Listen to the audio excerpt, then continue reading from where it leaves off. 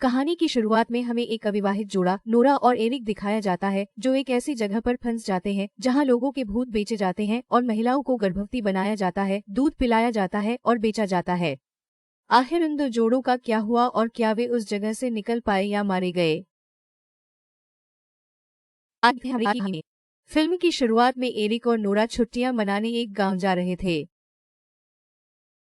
Nora Eric से कहती है कि उसे बहुत तेज बुखार है, इसलिए वह उसे वॉशरूम ले जाए। एरिक उसे बताता है कि वह इसे जंगल में कर सकती है, लेकिन वह शौचालय का उपयोग करना चाहती थी। रास्ते में उन्हें एक सुनसान रेस्टोरेंट मिलता है जिसके सामने वे अपनी कार रोकते हैं, लेकिन नोरा को वहां बाथरूम नहीं मिलता, इसलिए वह रेस्टोरेंट के पीछे पेशाब करने चली जाती है। जब वह वहां गई तो उसे एक बटुआ मिला जिसमें पैसे थे और बगल में एक फोन था। नोरा वो सारी चीजें वहीं फेंक देती है और चली जाती है। तभी हम देखते हैं कि घास में इंसानों की हड्डियां पड़ी हुई है। एरिक और नोरा अपनी कार में बैठते हैं और चले जाते हैं। तभी उन्हें सड़क पर एक महिला दिखाई देती है जिसकी कार खराब हो गई थी। एरिक ये देख लेता है और अपनी कार रोककर उस महिला की मदद के लिए चला जाता है। नोरा उस महिला के पास जाती है। वह महिला नोरा की ओर देखकर कहती है एरिक ने अभी तक उससे शादी क्यों नहीं की और उन्होंने ढेर सारे छोटे छोटे कपड़े पहने हैं। ये सुनकर नोरा उनसे कहती है कि वह अपने काम से काम रखे। ये सुनकर वह महिला क्रोधित हो जाती है और उससे कहती है कि वह एक बेवकूफ और बेकार लड़की है। नोरा उसे याद दिलाती है कि वे उसकी मदद कर रहे हैं, इसलिए वह उससे इस तरह बात नहीं कर सकती।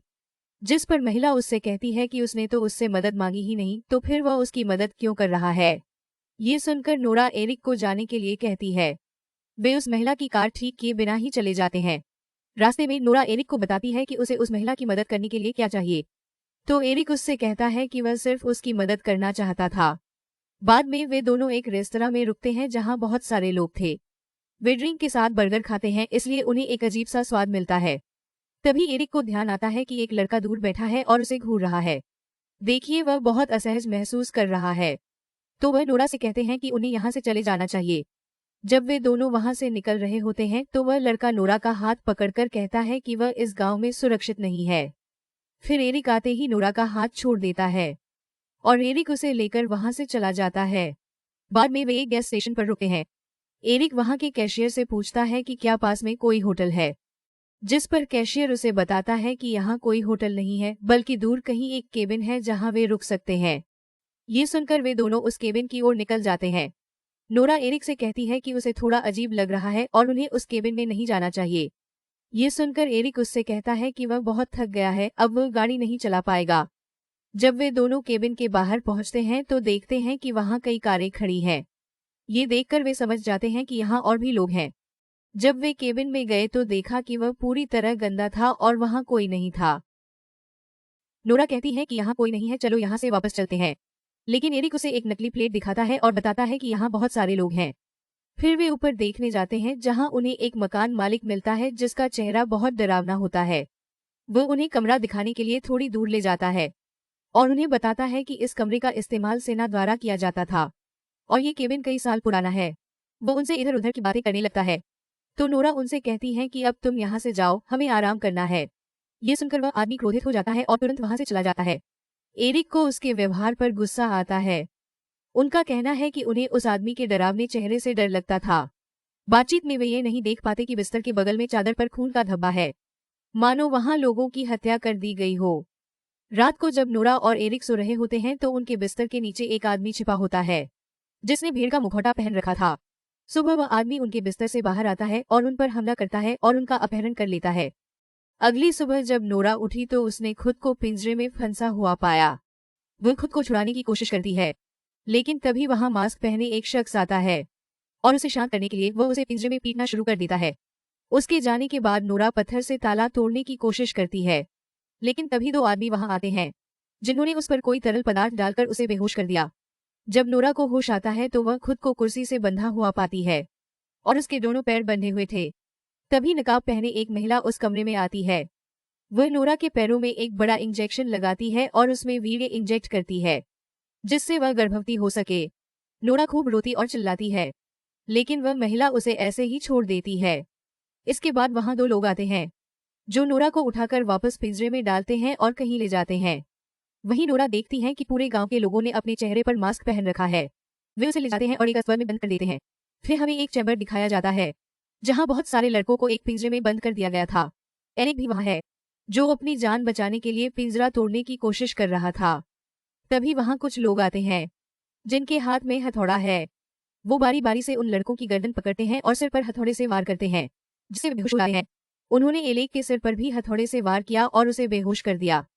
इसके बाद एक एक करके उनके शरीर को ट्रॉली पर लादकर कसाई के पास ले जाते हैं, जहां उन नकाबपोशों का सरदार, जिसने काले रंग का पॉलीथीन एप्रन पहना हुआ है, वह इंसानों के कुछ शारीरिक अंगों को अपने साथ ले जाता है और वह अपने घर चला जाता है। वह अपनी कार की डिग्गी से एक आदमी को बाहर निकालता है और उसे अपनी खेत में ले जाकर पिंजरे में बंद कर देता है। इसके बाद वह आदमी उस केबिन के मालिक के पास जाता है, जिसके लाउंज में एरिक और नोरा ठहरे हुए थे, और वह यही ये सब काम कर रहा था। वो उससे कहता है कि हमें 3 घंटे में 80 लोगों के लिए खाना बनाना है। इसके बाद वह किचन में जाते हैं और सभी को जल्दी करने के लिए कहते हैं, हमें 3 घंटे में 80 लोगों का खाना बनाना है और इस बार काम साफ सफाई से करें, क्योंकि पिछली बार क्लाइंट के खाने में कील मिल गई थी। तभी हमें पिंजरे में कुछ लड़के दिखाई देते हैं और उनके स्तनों से एक मशीन के जरिए दूध निकाला जा रहा था, ताकि वे उस दूध को ग्राहकों तक सप्लाई कर सके। तभी मकान मालिक और वरिष्ठ नकाबपोश वहां आ जाते हैं। वहां एक महिला ने बच्चे को जन्म दिया। वरिष्ठ नकाबपोश व्यक्ति इस बच्चे को उससे छीन लेता है और उसका वजन मापता है और देखता है कि बच्चा बिल्कुल स्वस्थ है, यानी उसकी माँ उसे खूब दूध पिला रही थी। इसलिए वह उस बच्चे को जमीन में पटक देता है और उसे कूड़ेदान में फेंक देता है। ये देखकर उसकी माँ खूब चिल्लाती और रोती है।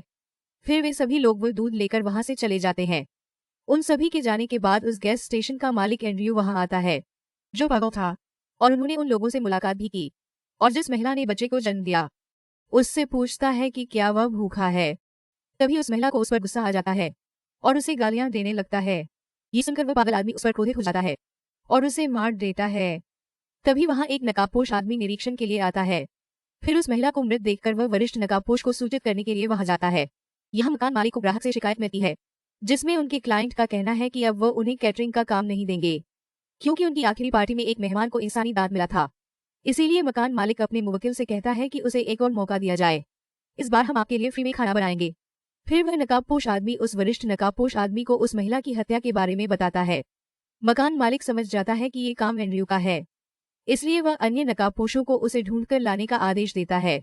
यहाँ जब नोरा अस्तबल में बंद है, फिर वह अगले अस्तबल में लड़की से पूछती है कि हम यहाँ से कैसे निकले। फिर वह कहती है कि यहाँ से निकलने का कोई रास्ता नहीं है। नोरा उनसे पूछती है कि हमारे साथ यहाँ क्या हो रहा है। तब वह महिला उससे कहती है कि हम उन गायों की तरह हैं जो दूध देती हैं।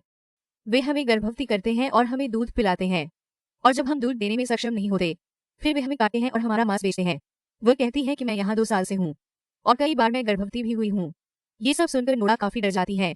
वह लड़की ये भी कहती है कि मैं इस कष्टदायक जीवन से मुक्त होने जा रही हूँ, क्योंकि मैं अब गर्भवती नहीं हो सकती। एक और लड़की थी जिसका नाम ऐश था, जो 2 सप्ताह पहले वहां आया था। वह लड़की बहुत रो रही थी।